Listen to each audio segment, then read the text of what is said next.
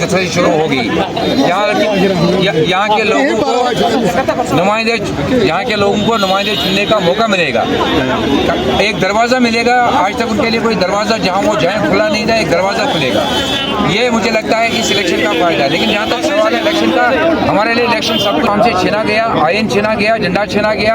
कश्मीर का मसला है with in the sovereignty and integrity of India. हमारा एक मसला था जो हमें आइन ने दिया था, एक स्पेशल स्टेटस था, उसके लिए हमारी लीडर हम लड़ते रहेंगे।